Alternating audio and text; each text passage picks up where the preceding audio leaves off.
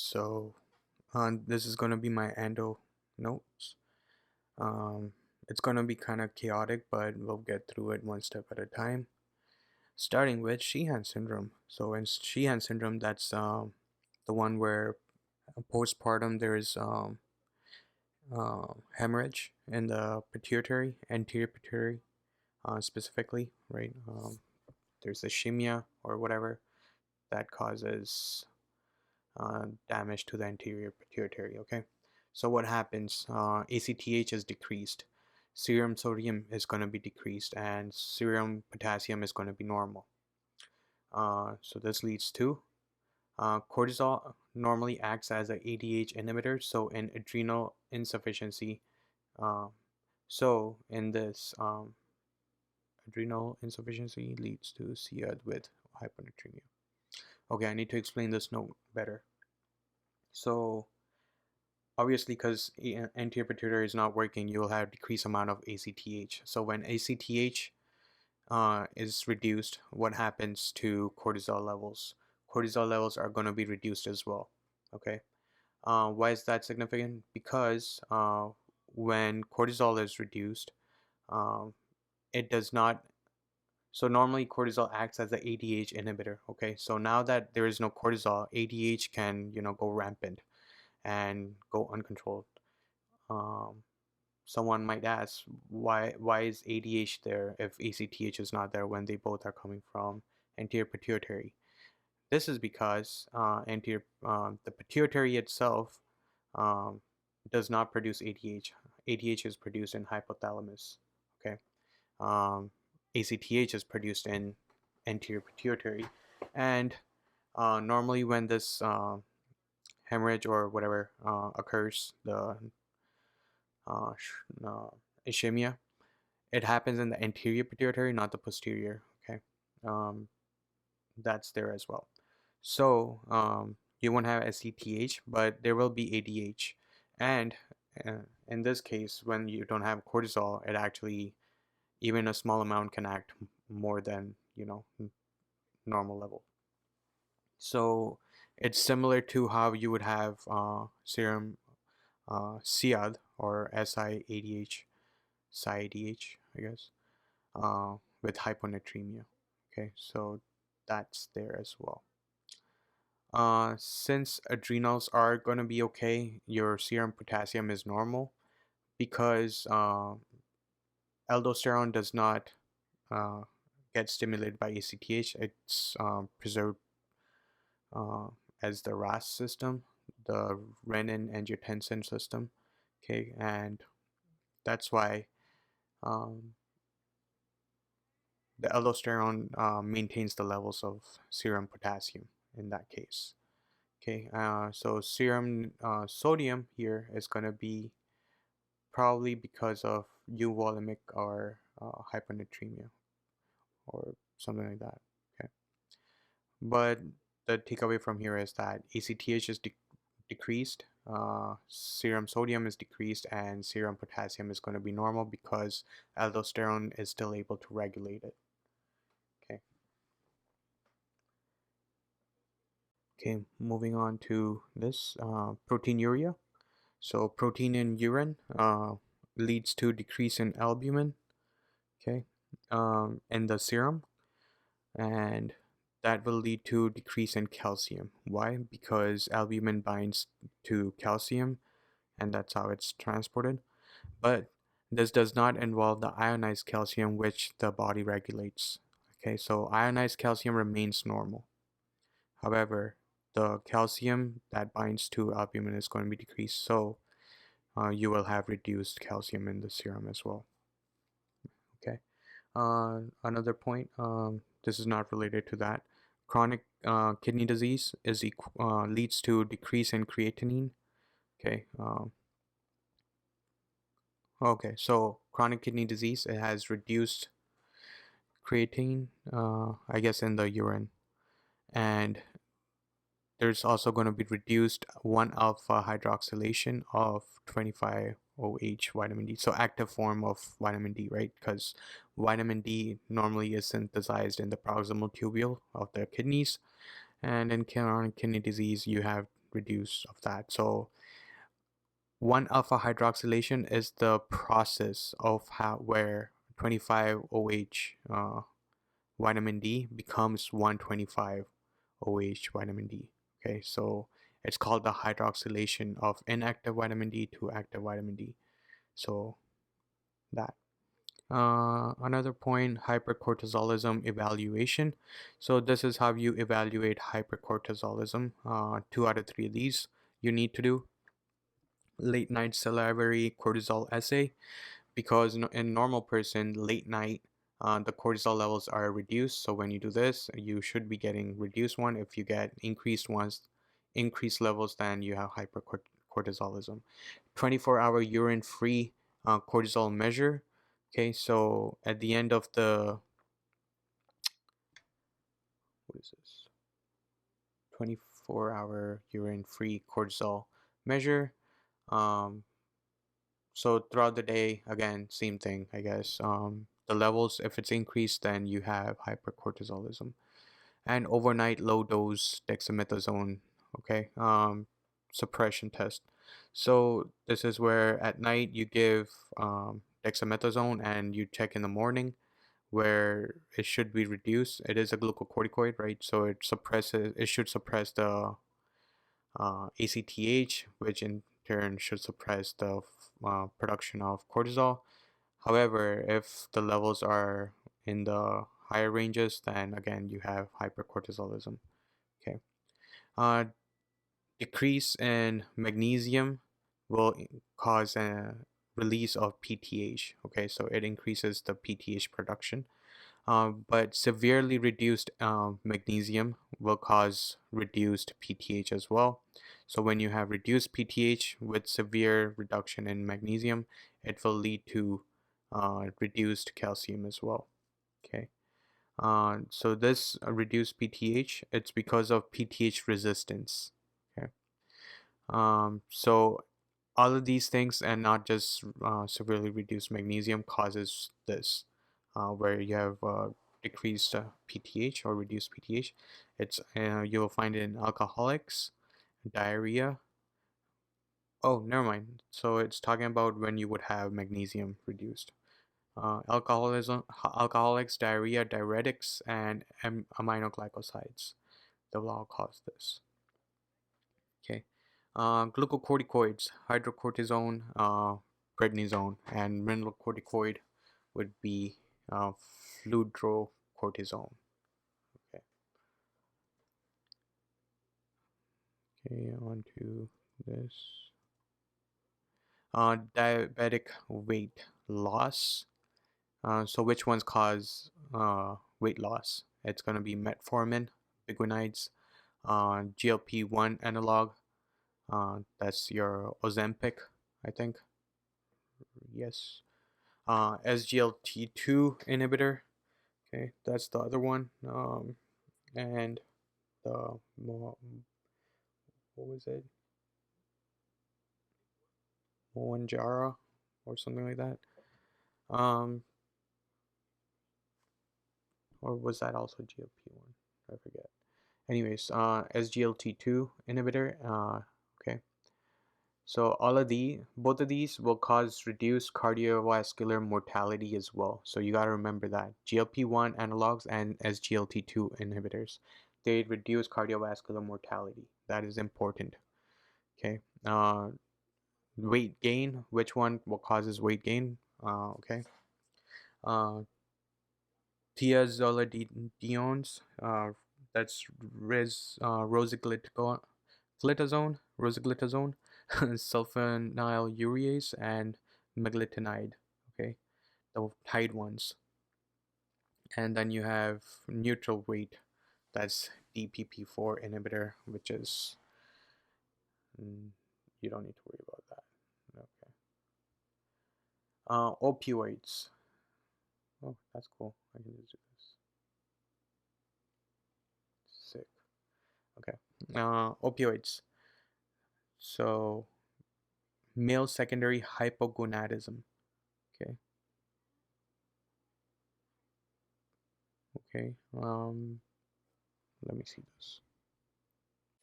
All right, so opioids, male secondary hypogonadism. Okay, so basically, opioid can cause male secondary hypogonadism. The symptoms you'll see is decrease in testosterone, reduced or normal levels of LH, decreased libido, there will be fatigue and testicular atrophy. Okay, and in hypothyroidism, you'll get hypothalamic pituitary ovarian axis disruption. Okay, so in hypothyroidism, you'll have reduced or decreased FSH, increase in TSH, and increase in prolactin. Decrease in T4 will lead to increase in stimulation of the anterior pituitary, which will lead to increased production of TSH and prolactin, which will lead to hyperprolactinemia and oligoamenorrhea. So this is how hypothyroidism can lead to hypothalamic pituitary ovarian axis disruption. Okay, similar to how opioid can cause disruption in HPG, hypothalamic pituitary gonadal axis, because it disrupts the testosterone and there as well. Okay. Cushing syndrome, hypercortisolism, hypertension, neuropsychiatric disturbances, hyperglycemia, and weight gain. Okay, so basically in Cushing's or hypercortisolism, what are you going to see? You'll see hypertension, neuropsychiatric disturbances, hyperglycemia, and weight gain. You'll have hypokalemic alkalosis. There will be decreased potassium and increased glucose. Okay, hypokalemic alkalosis. Interesting.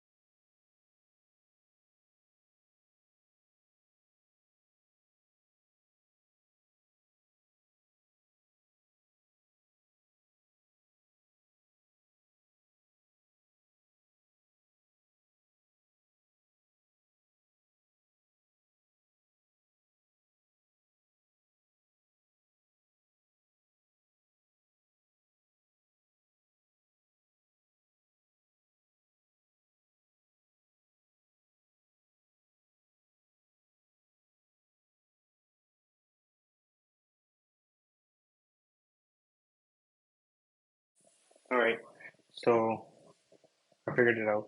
So basically, there are two causes that this note talks about for recurrent pregnancy loss. Okay, one, it could be thyroid dysfunction, and it is caused by anti-thyroid peroxidase antibodies, or it could be something that's not related to thyroid dysfunction, which is anticardiolipin, also known as antiphospholipid antibody, the one that causes clots. Okay, that's it, and that's a note on it. How much to read there?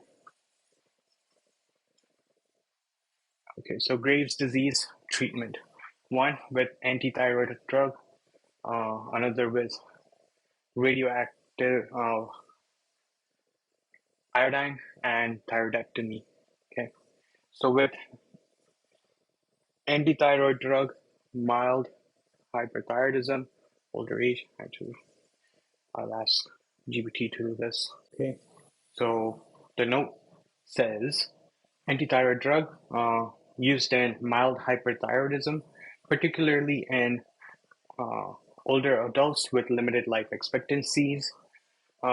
It can be used to prepare patients for radioactive iodine treatment or thyroidectomy, considered during the first trimester of pregnancy due to potential teratogenic effect of other treatments.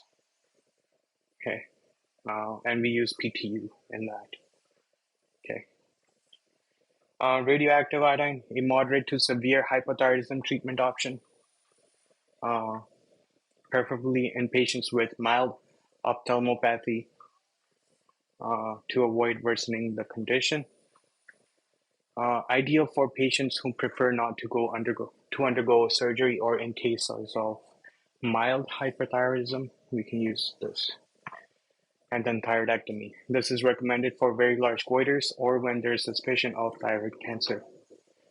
Considered when there is a existence of potentially hyperfunctioning thyroid nodules. It's used in pregnant patients when antithyroid drugs are contraindicated, as well as in patients who cannot undergo radioactive treatments due to other health issues. Okay, so used in pregnant patients with antithyroid drugs and contraindicated, as well as in patients who cannot undergo treatment, considered when there is coexistence of potential hyperfunctioning thyroid nodule. Okay, suspicion of thyroid cancer or a very large goiter. Cool.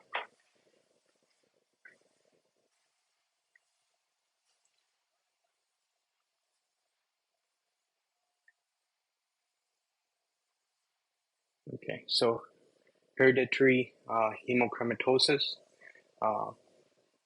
ED plus hepatomegaly plus decreased sensation in both ankles. Let's just do this.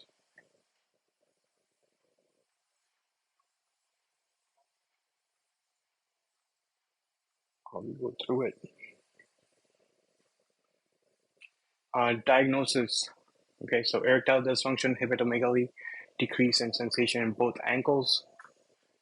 Okay, diagnosis: increase in liver enzymes, increase in serum ferritin, transferrin saturation, HFE genetic mutation.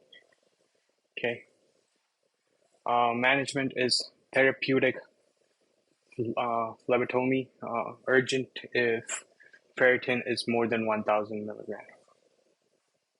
Okay, we have that here. Okay, so complications.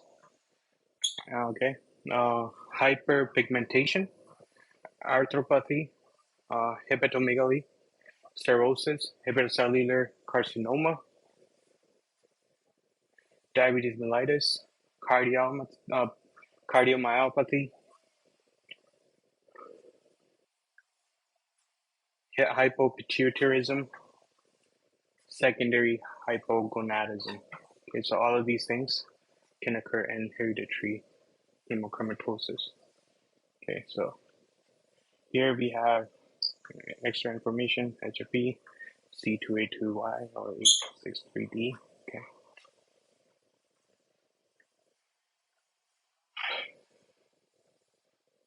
All right. Next, Cone syndrome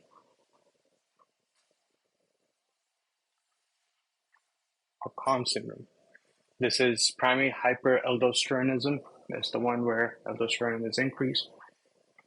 Okay, so naturally you will get increased serum aldosterone, decrease in renin, and you will have increase in serum bicarbonate. Remember, you get increase in bicarbonate, decrease in hydrogen ions, decrease in potassium, increase in sodium because of aldosterone. Vitamin D causes drugs, anticonvulsants. Causes what?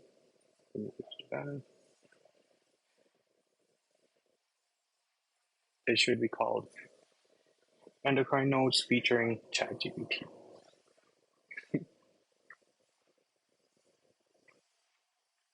So,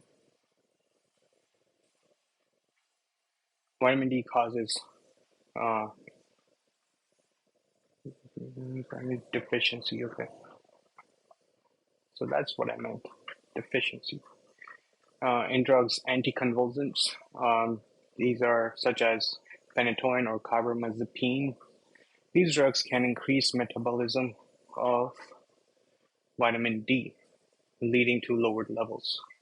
Then we have isoniazid and rifampin used in tuberculosis treatment.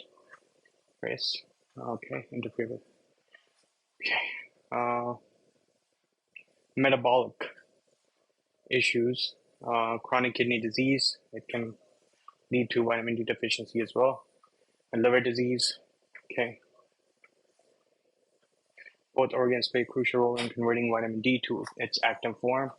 Dysfunction is either can impair the conversion, leading to deficiency. Malabsorption, like in celiac, gluten sensitivity in celiac disease can damage the small intestine, impairing nutrient absorption, including vitamin D. Bariatric, okay, so you kind of skipped the chronic disease. No, Crohn's, so that is Crohn's disease as well. Okay. Then bariatric surgery, the Rillo surgery, whatever it's called, as well. Gastrectomy, surgical removal of part of the stomach or the bypassing of the parts of the intestine can greatly reduce the absorption surface for vitamin D. Chronic malabsorption, general malabsorption condition affect the intestine's ability to absorb fats, which is essential for vitamin D absorption since it is a fat-soluble vitamin. Inadequate intake, vegan diet, milk avoidance, or lactose intolerance. Okay, so often lacks adequate vitamin D, particularly if fortified foods or supplements are not consumed.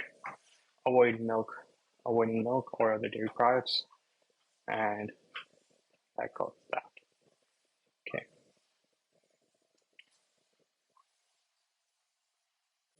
So hypoglycemic attack. So this is basically a question stem. It was about hypoglycemic attack during fasting they got, and they had diabetes mellitus and pancreatitis due to cystic fibrosis. And then you had to guess what was the cause of this hypoglycemic attack. It was glucagon deficiency, which is also because of cystic fibrosis. Okay, and then we have osteomalacia, rickets. It's due to vitamin D deficiency. You have decreased calcium in serum and urine, decreased phosphate, increase in PTH because you have lower levels of vitamin D, and increase in ALP. Increase in ALP is a sign of hyperactivity of osteoblast. Okay, so osteoblastic activity increases ALP in that area. Okay, and that's it for this one. There's another one we have to go through. All right, now we're on to the next wall. So this one, choice of treatment in Graves' hyperthyroidism. We already talked about it, but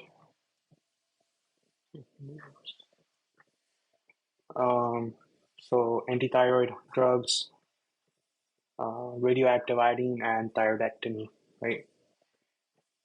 This one, it says development of hypothyroidism takes months to years, okay, and around 6 to 18 weeks, it gets started to become permanent, I guess. Hypertension, hyperthyroid sign and symptoms, AFib, arrhythmia, bone loss. Okay. Okay. Management of postpartum thyroiditis. So confirm diagnosis with increase in T4 and T3, decrease in TSH, increase in thyroglobulin, decrease in radioactive iodine uptake, and positive for TPO antibody and negative for TRAB. Okay.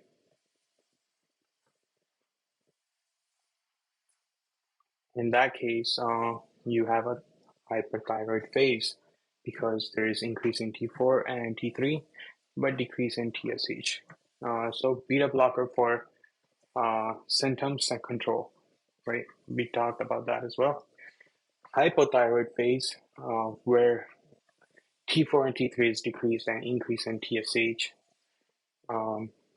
Breastfeeding or attempting pregnancy, hypothyroid symptoms, TSH more than 6 months, you give levothyroxine. And then there is euthyroid phase after that, where normal T4, T3, and TSH, so everything resolves by itself. Wean off levothyroxine as tolerated, annual TSH measurement.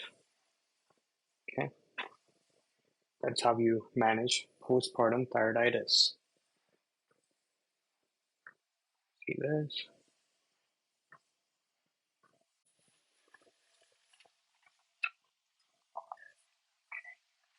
Hypothyroidism and amenorrhea.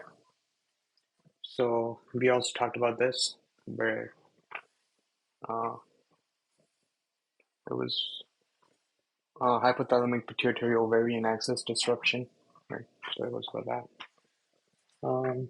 So thyroid decrease in T4 causes hypothyroidism. Hypothalamus to release TRH, thyroid releasing hormone, which acts on anterior pituitary, which causes increase in TSH, also increase in PRO.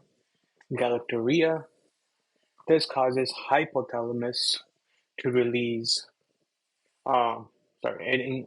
causes negative feedback to hypothalamus, so it reduces GnRH, which causes decrease of anterior pituitary, release of FSH and LH, which causes inhibition or ovary involution or ovulation or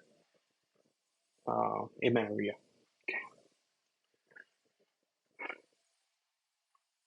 Subacute dichorane granulomatous thyroiditis, okay, treated with prednisone and NSAIDs. It's caused by viral infection. Sinus symptoms are hyperthyroid, neck pain, goiter.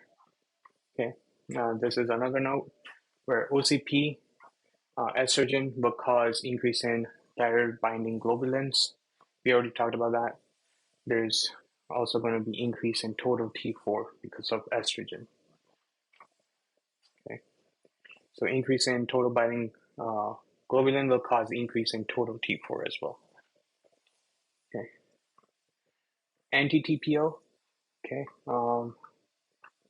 this causes increase in risk of miscarriage. We talked about that as well.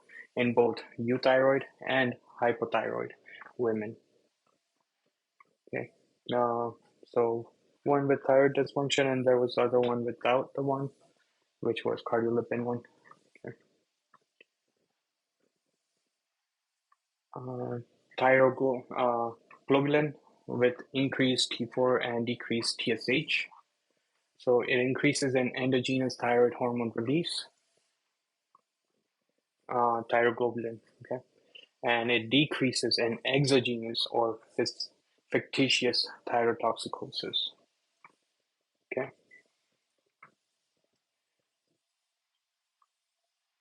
We have thyrotoxicosis with normal or increased REIU, radioactive iodine uptake. So this happens in Graves' disease, toxic multinodular goiter, and toxic nodule. Thyrotoxicosis with decreased radioactive iodine uptake. This happens in painless silent thyroiditis, subacute decor-vein thyroiditis, amiodarone-induced thyroiditis, excessive dose or surreptitious intake or levothyroxine, stroma ovary, iodine-induced extensive thyroid cancer metastasis.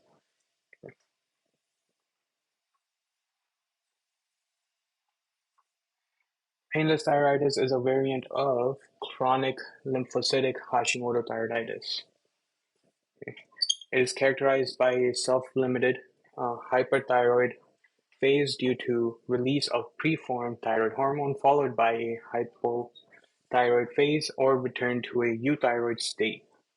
It does not require specific therapy, but a beta blocker may be prescribed to control symptoms due to hyperthyroidism, for example, palpitation and tremulousness.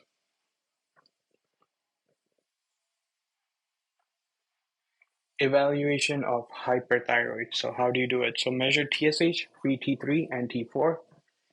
In primary thyroid hyperthyroidism, you'll have TSH low and free T3, T4 will be high. This is signs of Graves' disease.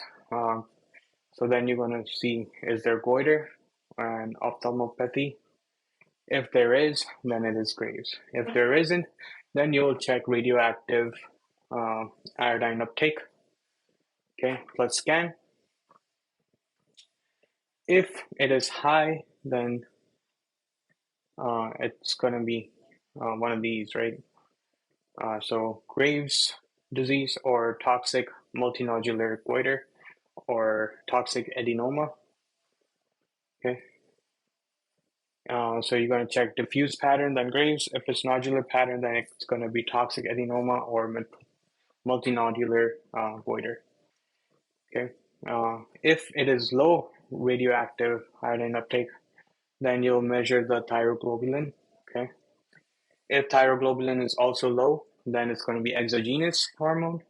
If thyroglobulin is high, then thyroiditis and iodine exposure. Okay.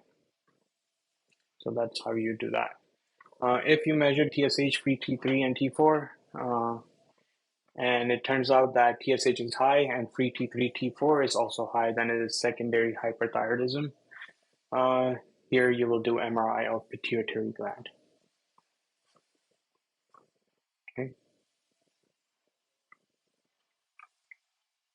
Secondary amenorrhea evaluation. Secondary amenorrhea,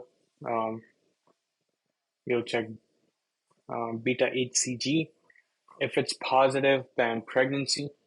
That's why it's not happening. If it is negative, then it could be either of these. You will first check prolactin, okay? And second, you will do MRI. So first you check prolactin, TSH is normal, then pituitary adenoma in that case, if there's increased prolactin, okay? If there's increased FSH, then primary ovarian insufficiency, okay, that's why. If hormones are normal, prior uterine procedure, Asherman syndrome, okay. Increase in testosterone, then PCOS, okay. Polycystic ovarian syndrome, increase in TSH, then hypothyroidism. Okay, so first you check prolactin, then you do MRI.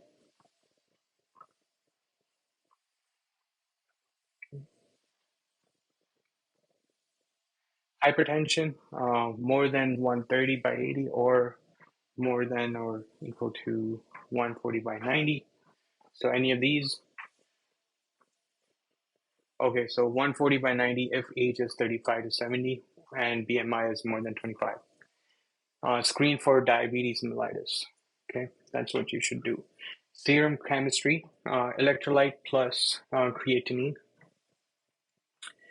hemoglobin and or hematocrit, lipid panel and urine analysis. Okay, so this is how you would go about. So first thing you do is screen for DM. Sheehan syndrome, can't breastfeed after delivery, and decrease in blood pressure, decrease in prolactin, decrease in FSH, decrease in LH, decrease in TSH, decrease in ACTH, and growth hormone.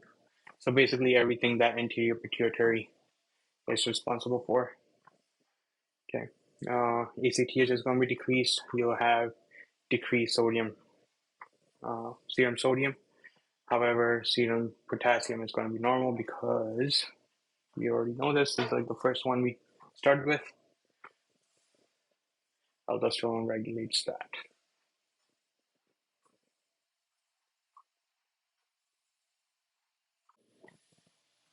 So because my brain is not getting enough blood, here we have ChatGPT consulting on this note. So mild prolactinoma cases can be linked to antipsychotics due to their dopamine antagonism effect and may involve microadenomas, which can cause bilateral hemianosmia, a type of partial blindness. Moderate prolactinoma cases might be associated with hypothyroidism or renal insufficiency, suggesting a broader systemic involvement.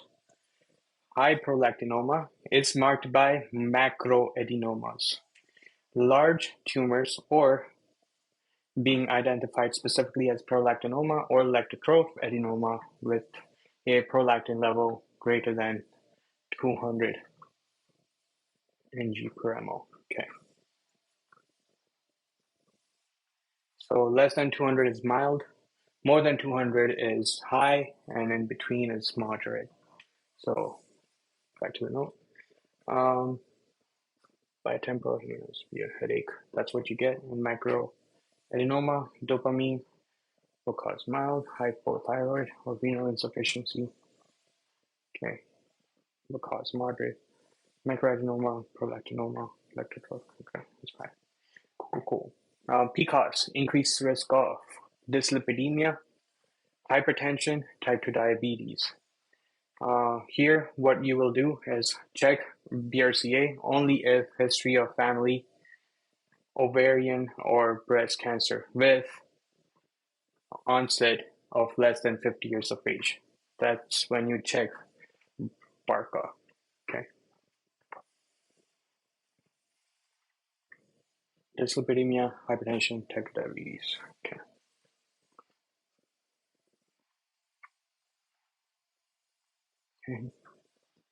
Hyperthyroid bone disease. So how does that happen?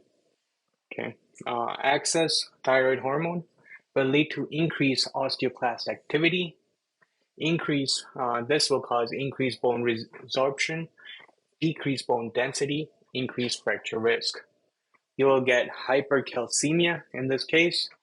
Okay, because of the bone resorption, because of the osteoclastic activity. This will cause decrease in PTH secretion. Decrease in PTH secretion will cause decrease in renal calcium reabsorption, which will cause hypercalciuria, net calcium wasting. Decrease in PTH secretion also causes decrease in conversion of inactive vitamin D to active vitamin D. That's 25 OH vitamin D to 125 OH vitamin D. Increase in catabolism of active vitamin D as well. This will lead to decrease in gastrointestinal calcium absorption and decrease in renal calcium resorption in the distal convoluted tubule. Okay. This will cause hypercalciuria and net calcium wasting. So you'll have increased calcium in the serum and increased calcium in the urine. Okay. Maternal thyroid testing in pregnancy, first trimester, hormone change and mechanism. So in first trimester, total T4 is increased. Free T4 is going to be unchanged or mildly increased. Okay. So total increase because of the increase in TBG, right? I think because of the estrogen that we already talked about. Beta HCG stimulates thyroid hormone production in first trimester. Estrogen stimulates TBG. Thyroid increases hormone production to maintain steady free T4 levels. Okay, so there you go. Estrogen stimulates TBG. Thyroid increases hormone production to maintain steady free T4 levels.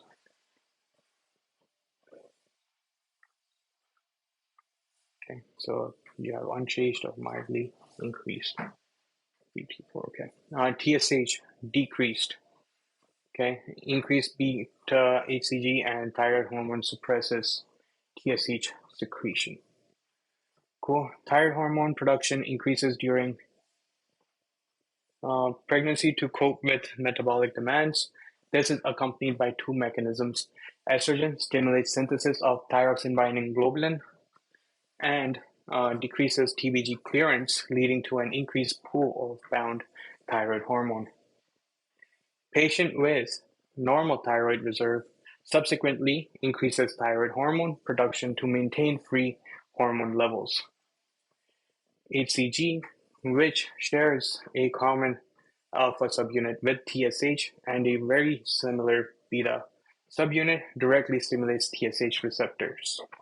This results in increased hormone production with feedback suppression of pituitary TSH release. Okay, so HCG, which shares a common alpha subunit with TSH and a very similar beta subunit, directly stimulates TSH receptors. This results in increased hormone production with feedback suppression of pituitary TSH release. Okay. This one is the same as this note here. It's just, I don't know what happened there. Probably zoned out. Cold nodules, hypofunction. Okay, so cold nodules, hypofunctioning ones, are actually cause increased risk of malignancy. Okay, hot nodules, hyperfunctioning ones, rarely malignant when talking about thyroid. Okay, so if you have a thyroid that's considered a cold nodule, right? It doesn't have radioactive uptake. Okay, you're not seeing any activity there. It will. It is considered that there is an increased risk of malignancy. A hyperfunctioning one is rarely malignant. Okay. Hypothyroid equal to increased total cholesterol. Okay. Okay, so hypothyroid, what does it do? There's increase in total cholesterol, increase in LDL, triglycerides, and increase in risk of coronary artery disease. Okay, so how do you treat it? You give levothyroxine. And what will that do? It will improve lipid levels. Okay, signs and symptoms are what? Increase in weight, increase in BMI. There could be hoarseness. This is because of matrix galactoaminoglycans, okay, which leads to increase in hair, skin, coarseness. Okay, that's what that is, I believe. Constipation, that's just coarseness again. Wrote it in case I couldn't read it. Constipation, decrease in gut motility. Okay, so hypothyroid, there is decrease in gut motility. That's why you get constipation. Fatigue, slowing of metabolic processes. So that will cause the fatigue.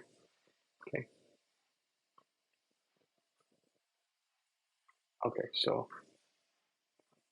I should have went this way. Okay, but okay, so newborn screening, PRU, galactosemia, okay, galactosemia, and hypothyroid. So these three are the ones that we do in a newborn. What screenings are these? Let's see. Coffee. So while that works in, let's go to the next one. So PTU and methimazole, right? Oh wait, okay. So I didn't read it right, but okay. So something else related. This is not a standard abbreviation. Okay. I'm not sure what that was. Whoops. Galactosemia and hypothyroid. So these three are usually the ones that we look for. Okay, moving on. Even ChatGPT couldn't help here. PTU, methimazole, sore throat plus fever. Okay, so why? Because these cause, especially methimazole, severe neutropenia. So this will cause sore throat and fever. So how do you deal with it? You discontinue antithyroid drugs, okay? Due to agranulocytosis. Okay, so these drugs, antithyroid drugs, cause agranulocytosis. Plus, IV antibiotics is what you start, especially for Pseudomonas. Okay, hyperthyroid causes muscle atrophy, proximal muscle weakness. Okay, so remember the uh, polymyositis rheumatica and dermatomyositis and the other one, those three. If you feel like something is like that, question stem or vignette is pointing towards that, but you don't see those options, but you see hyperthyroidism or hyperthyroid, go for that because it causes muscle atrophy, so it will cause proximal muscle weakness as well. If our radioiodine treatment leads to permanent hypothyroidism. Yes, we know that now, after the million times that we went over it. Neonatal thyrotoxicosis. Pathology. Transplacental passage of maternal anti-TSH receptor antibodies. Antibodies bind to infants' TSH receptors and cause excessive thyroid hormone release. Okay. Clinical features: warm, moist skin, tachycardia, poor feeding, irritability, poor weight gain, low birth weight, or preterm birth. Diagnosis: maternal anti-TSH receptor antibodies more than 500% normal, and treatment here is self-resolves within 3 months, disappearance of maternal antibodies, and methimazole plus beta blocker is something you can give to the kid. Right.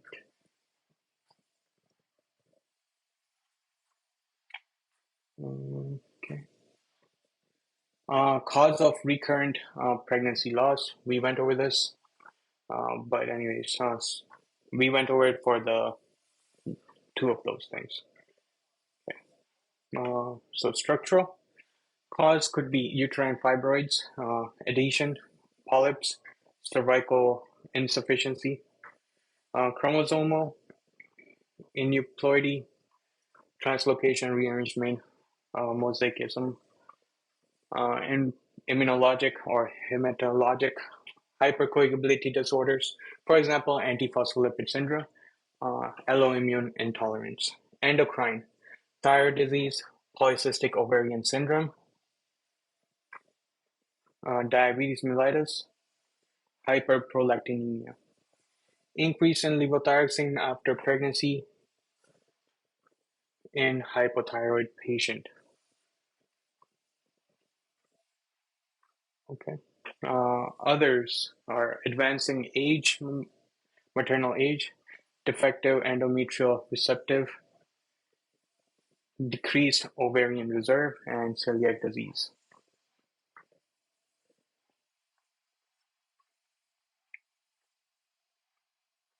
Okay. Acute adrenal insufficiency or adrenal crisis. Okay. Risk factors are adrenal hemorrhage, infraction, Waterhouse one, right?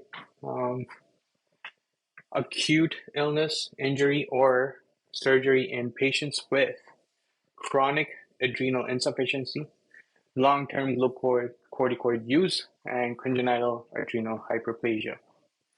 Okay. Uh, Clinical features: hypotensive shock, nausea, vomiting, abdominal pain, weakness, fever, acute kidney injury.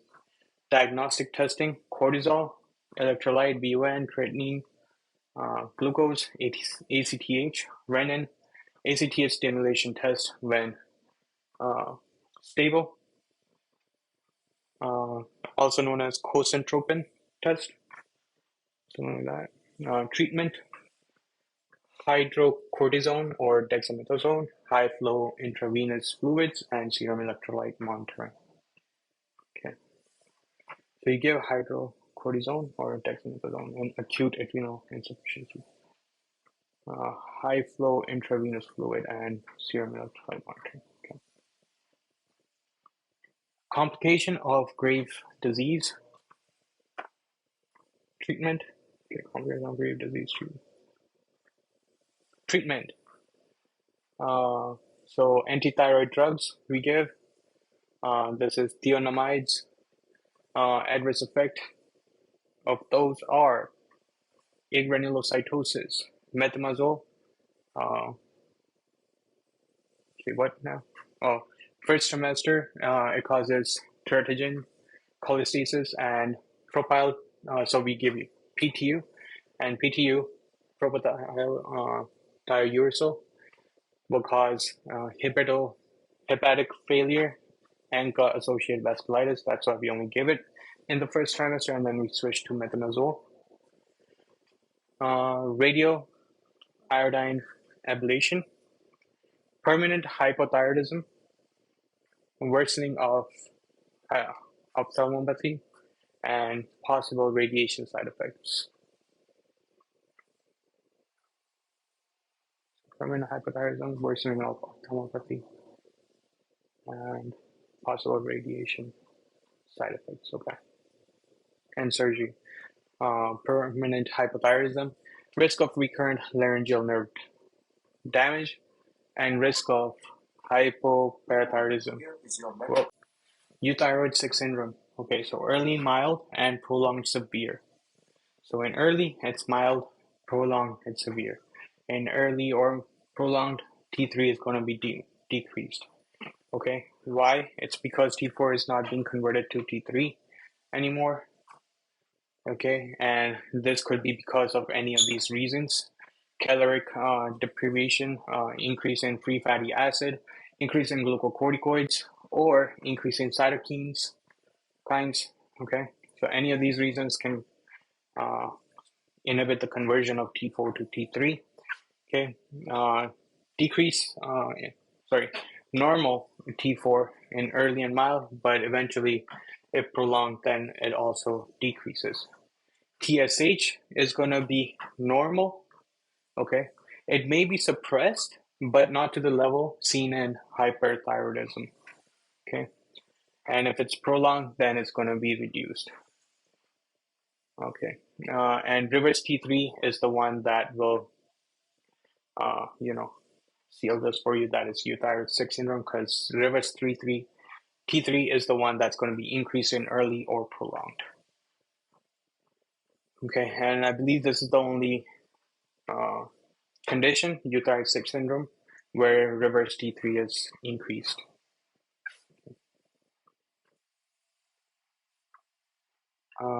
We already went through this, through that. Yes.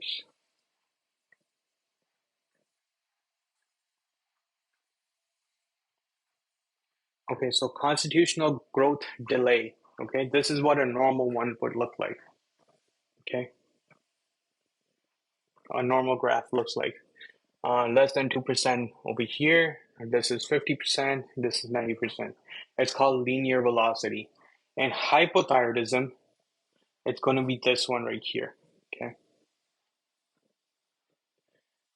So in constitutional growth delay, so short stature, the dotted line right here is where what it would look like basically.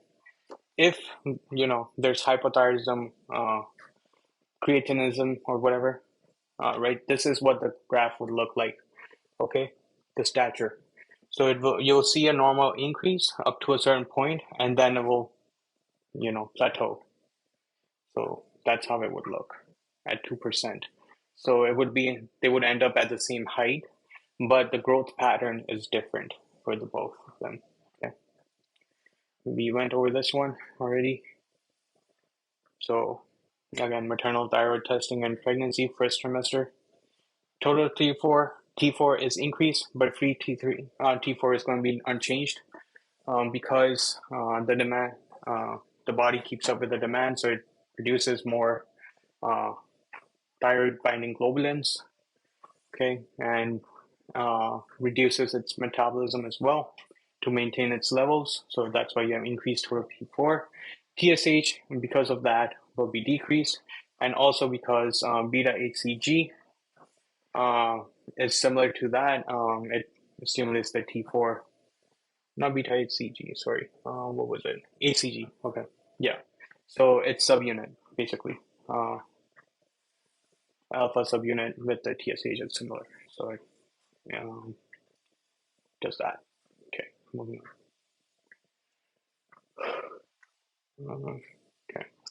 Diagnosis of hypercalcemia. Okay. Confirm hypercalcemia. Repeat testing. Correct. Actually, I can't read that from here. Let me see if GPT can do it for us.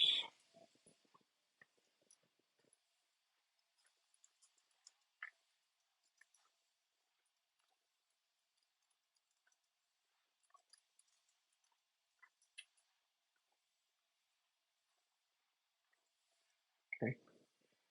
General manifestations of hyperthyroidism symptoms: anxiety and insomnia, palpitation, heat intolerance, increased perspiration, weight loss without decreased appetite, physical examination, goiter, hypertension, tremors, hyperreflexia, proximal muscle weakness, lid lag, and atrial fibrillation. Okay, remember those? Okay, so that sucks.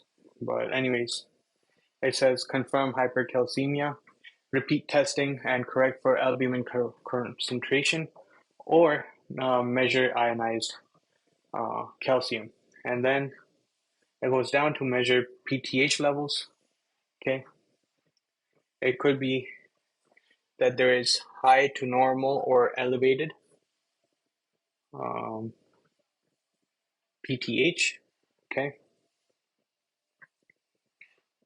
in which case the causes are primary or tertiary hyperparathyroidism, familiar hypocalciuric hypercalcemia, okay, or lithium. Okay, familiar, these will cause high to normal or elevated PTH. Okay. Hypocalciuric hypercalcemia, okay, because in that it doesn't sense calcium. The channels don't sense calcium, okay, so you have higher PTH. Primary hyperparathyroidism, of course, and lithium because it causes. It was because lithium causes interferes with the calcium sensing receptors in the parathyroid glands. Okay, that's why. That's it. If we turn parathyroid cell growth, lithium can also promote the growth of parathyroid cells, potentially leading to hyperplasia.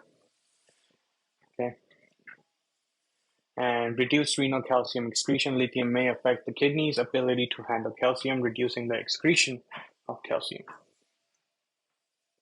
in the urine, which can further contribute to increased blood calcium levels.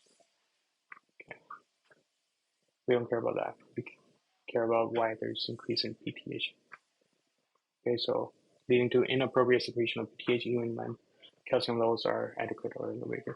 That answers that. Okay. Then we have suppressed PTH, or which is PTH independent. Okay, this is where you measure 25 hydroxy vitamin D and 125 hydroxy vitamin D. Causes are for suppressed PTH. Okay, malignancy, granulomatous disease, because they also release like sarcoidosis. It releases vitamin D. Active form, I think.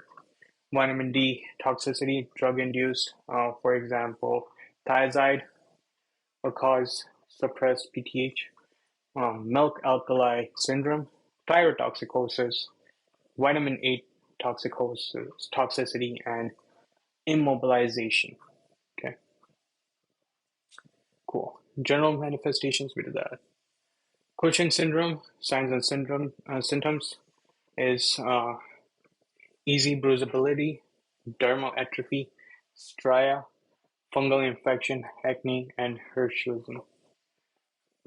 Graves, again, treatment is antithyroid, radioactive iodine uptake, thyroidectomy. Okay.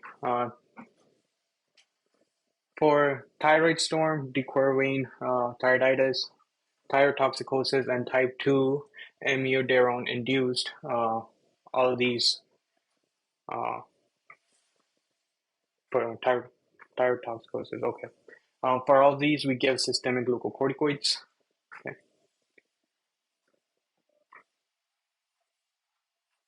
Okay. Clinical features of thyroid storm: precipitating factors, thyroid or non-thyroid surgery. Okay. Acute illness, for example, trauma, infection, childbirth, acute iodine load, for example, iodine contrast. Clinical presentation, fever or as high as 40 to 41.1 Celsius, 104 to 106 Fahrenheit, tachycardia, hypertension, congestive heart failure, cardiac arrhythmias, for example, atrial fibrillation, agitation, delirium, seizure, coma, goiter, lid lag, tremor, and warm and moist skin, nausea, vomiting, diarrhea, jaundice. Okay. Treatment here is beta blocker to reduce the adrenergic manifestations. PTU followed by iodine solution. Okay, and to reduce hormone synthesis and release.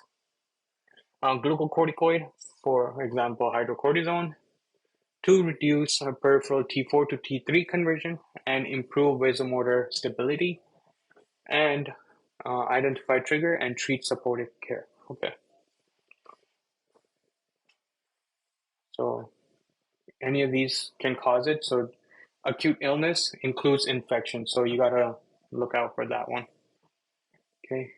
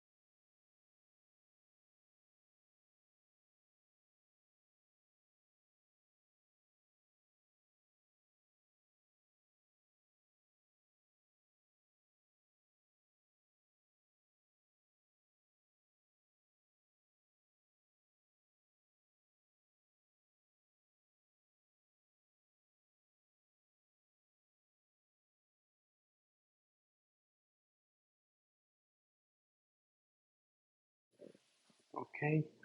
So progressive therapeutic intensification in type 2 diabetes mellitus.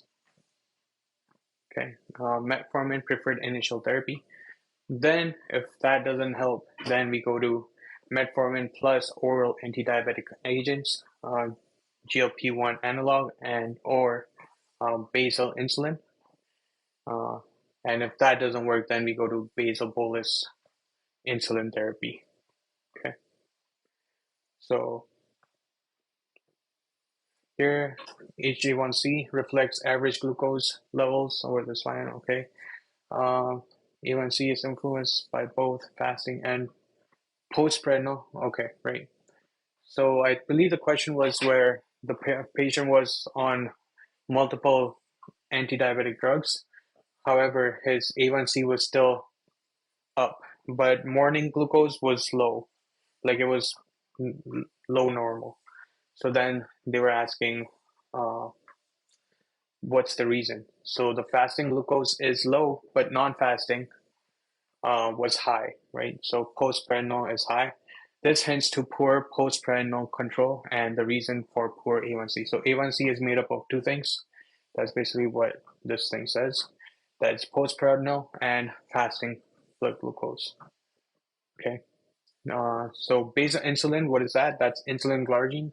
The long ones supplies a steady influx of insulin without a true peak, which maintains fasting glucose control through suppression of hepatic gluconeogenesis.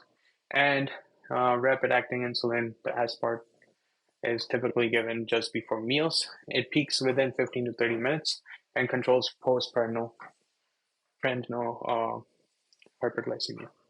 Okay, so patient with diabetes mellitus who have an elevated HbA1c despite normal fasting glucose levels may have postprandial Hyperglycemia, a combined regimen including a long-acting basal insulin to control fasting glucose and a rapid-acting premeal insulin to control postprandial glucose, can improve glycemic control. Okay, vitamin D deficiency. Okay, so basically risk factors. Decrease sun exposure, for example, nocturnal occupation, uh, nursing home residents, northern latitudes, heavy skin pigmentation, obesity, malabsorption, advanced age, chronic kidney disease. Clinical features: asymptomatic or nonspecific musculoskeletal symptoms, low bone density, bone fracture, osteomalacia, bone pain, muscle weakness is what you will see there. Okay, diagnosis. You diagnose by doing serum 25-hydroxy vitamin D. That's the inactive one. Insufficiency 20 to 30, and deficient is when it's less than 20. Male hypogonadism, primary and secondary. Primary testicular disease, findings are going to be decrease in energy, libido, decrease in body hair. Gynecomastia are more likely. Increase in LH-FSH, decrease in testosterone and sperm count. Cause are congenital, Klinefelter syndrome, varicocele. Acquired, radiation, infection, for example, mumps.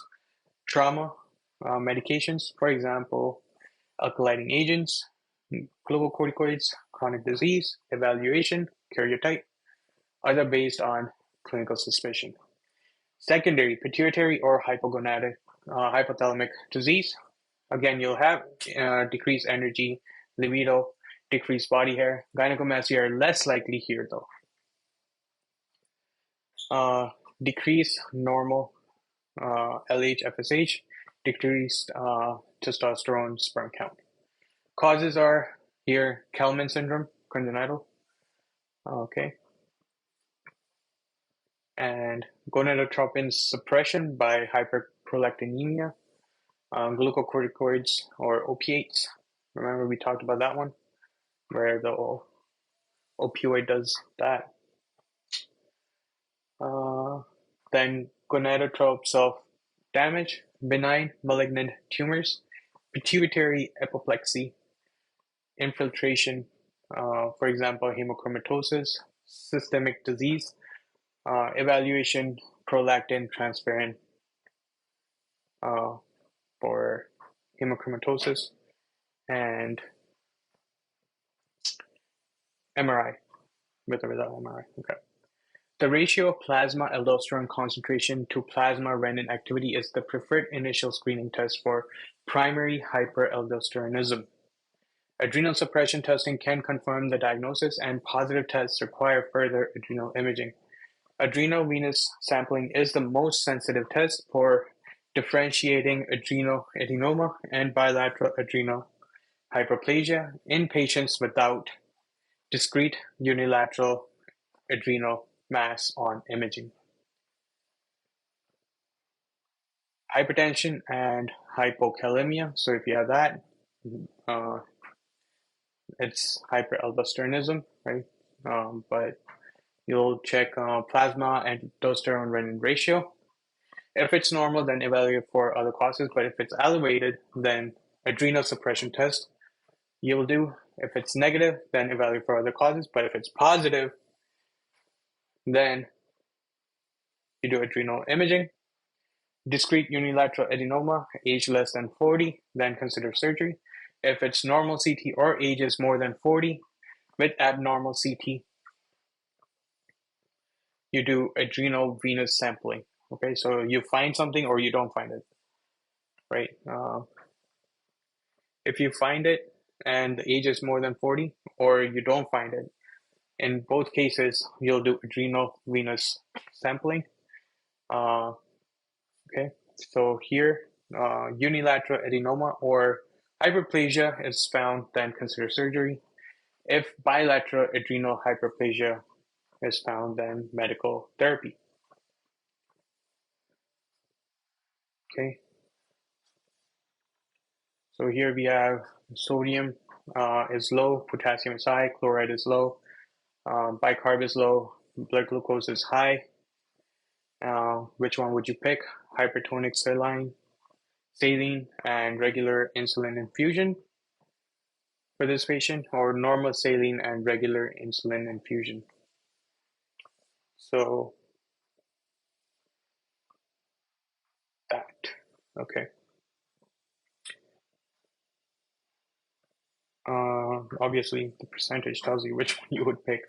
Normal saline and regular insulin infusion here. Okay, so patient with DKA can have pseudo-hyponatremia due to hyperglycemia. This patient's corrected sodium, which is observed this, is normal, and this. Okay, so I added that because of that formula. So observed sodium plus 2 for every 100 glucose.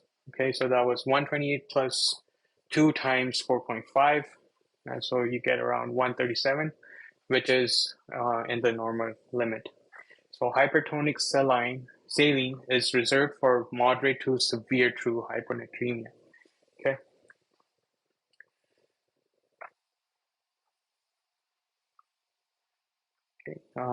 Then measurement of diabetic ketoacidosis. IV fluids, infusion of 0.9% normal saline,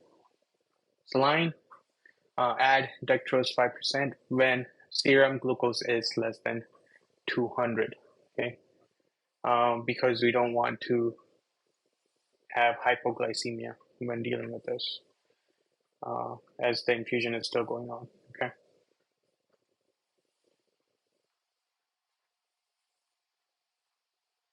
Insulin. Start continuous IV insulin infusion. Hold if potassium is less than 3.3.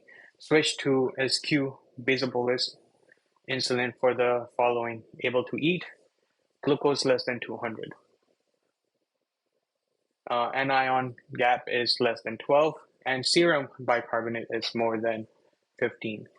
Overlap SQ and IV insulin by 1 to 2 hours. Potassium, add IV potassium if serum potassium is less than 5.3. Hold if it's more than 5.3. Nearly all patients potassium depleted, even with hyperkalemia. Bicarbonate, consider for patient with pH level less than 6.9.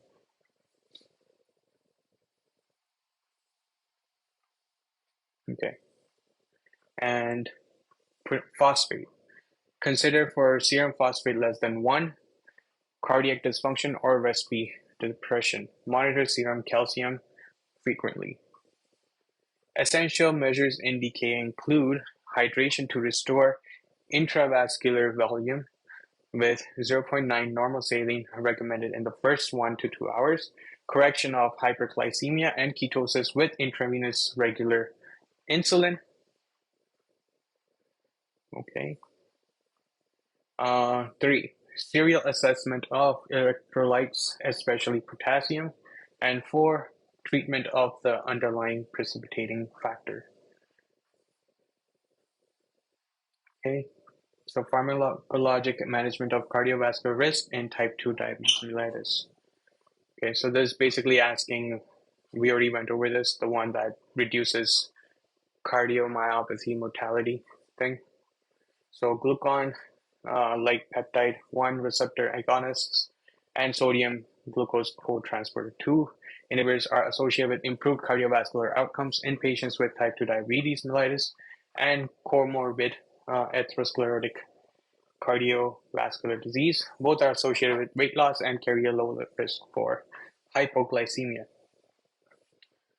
Okay, so here antiplatelet therapy, you would do blood pressure management. So ACE inhibitor and ARBs are preferred, right? Antiplatelet low dose aspirin, known as ASCVD or high ASCVD risk. Okay, atherosclerotic cardiovascular disease. Statin, known as ASCVD as well. Age 40 to 75 and age 20 to 39 with increased ASCVD risk. And then glucose lowering therapy, known as that, or age more than 55 with 2 or more additional risk factors. So SGLT2 inhibitor or GLP-1 agonist you would give, and heart failure you would give SGLT2. Retinal neovascularization, PDR, can suggest diabetic nephropathy. That's the proliferative diabetic retinopathy, right? Can suggest. So if you have that, you can assume that they have diabetic nephropathy as well. Differential here is, although microscopic hematuria may occur with diabetic nephropathy, it is non-specific and may be seen in a variety of disease, for example, malignancy, nephrotic syndrome. Okay. So basically you have to choose which one you can assume. Which one helps you assume that they have diabetic nephropathy. Okay. So retinal neovascularization one would help you assume that they have diabetic retinopathy, and not microscopic hematuria, because that's not specific. Drugs for neuropathic pain. Okay, so tricyclic antidepressants like amitriptyline, nortriptyline, okay, and SNRIs like duloxetine decrease reuptake of serotonin and norepinephrine, inhibition of pain signals. Anticonvulsants, for example, gabapentin, pregabalin, so decrease depolarization of neurons in the CNS. Opioids, activation of central opioid receptors. Capsaicin, loss of membrane potential in nociceptive fibers. And lidocaine, decreased depolarization of neurons and peripheral nerves. Although amitriptyline is effective for reducing neuropathic pain, it should be used with caution in patients age more than 65 due to its anticholinergic effects, and it is not recommended in patients with pre-existing cardiac disease due to the risk of precipitating conduction abnormalities. Initial treatment options for painful diabetic neuropathy include tricyclic antidepressants, dual serotonin norepinephrine reuptake inhibitor, and anticonvulsants. Pregabalin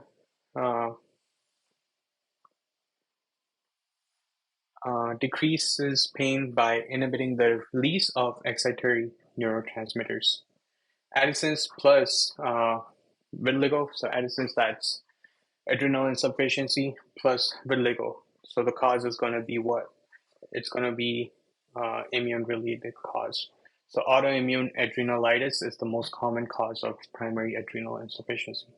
Other ones are infection, metastatic, like infection like tuberculosis, then metastatic infiltration. Okay, and you know the rest. Treatment would be glucocorticoids and mineralocorticoids. Glucocorticoids like hydrocortisone, prednisone, and mineralocorticoids like fludrocortisone. Primary hyperparathyroidism is characterized by autonomous secretion of parathyroid hormone from parathyroid adenomas or parathyroid hyperplasia. Most patients have mild asymptomatic hypercalcemia, but potential clinical features include nephrolithiasis, osteoporosis, nausea, constipation, and neuropsychiatric symptoms.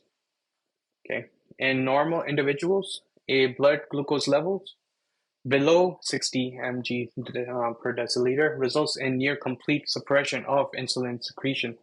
The patient in this vignette thus presents with hypoglycemia and inappropriately elevated serum insulin levels. There are two important causes of hypoglycemia in non-diabetic patients with elevated insulin levels. One could be insulinoma, that is beta cell tumor, or surreptitious use of insulin or sulfonylurea. Elevated C-peptide levels and proinsulin levels greater than 5 are seen in patients with beta cell tumors. Therefore, this is the most likely diagnosis. Okay. Tumors seen on pancreas tail plus chronic diarrhea was there. So it's a VIPoma. Okay, so VIPoma is a rare tumor. You already know that one from GIT, hopefully. But again, VIPoma is the rare tumor affecting the pancreatic cells that produce vasoactive intestinal peptide. Most patients develop VIPoma syndrome, pancreatic cholera, with watery diarrhea, muscle weakness, cramps due to hypokalemia and hypo or achlorhydria. Um, right. Then, due to decreased gastric acid secretion, stool studies are consistent with secretory diarrhea. A VIP level more than 75 pg confirms VIPoma diagnosis. I had a mnemonic for this. It's VIP के लिए बड़ा लाओ, but it's only for Hindi. So if you understand Hindi, it works for them. So vada is WDHA, and that is watery diarrhea. D for so WD is watery diarrhea, H for hypokalemia, and A for achlorhydria. Treatment for this is somatostatin or octreotide. Okay, so VIP के लिए बड़ा लाओ. Hypoglycemia in differential diagnosis. Carcinoid syndrome can cause flushing, diarrhea, and bronchospasm. However, nearly 70 to 80% of carcinoid tumors occur in the small intestine and do not usually involve the pancreas. Gastrinomas can occur in the pancreas and cause diarrhea. However, they cause increased gastrin release with multiple gastric ulcer and dyspepsia. Zollinger-Ellison syndrome. In addition, they are not usually associated with facial flushing seen in this patient. Okay. Hypoglycemia can occur in patients with critical illness due to increased use of glucose in the tissue. Okay, so cases about hypoglycemia in a patient with normal glucose levels. So then they're like glucose was decreased. Why? What causes the decrease in glucose at the end of something? So it's increased use of glucose in the tissue and suppression of gluconeogenesis in the liver. So critical illnesses can do that. So patients with critical illness, so hypoglycemia can occur in patients with critical illness due to increased use of glucose in the tissue and suppression of gluconeogenesis in the liver. The risk is higher in patients with renal insufficiency, likely due to decreased renal gluconeogenesis and reduced clearance of endogenous insulin.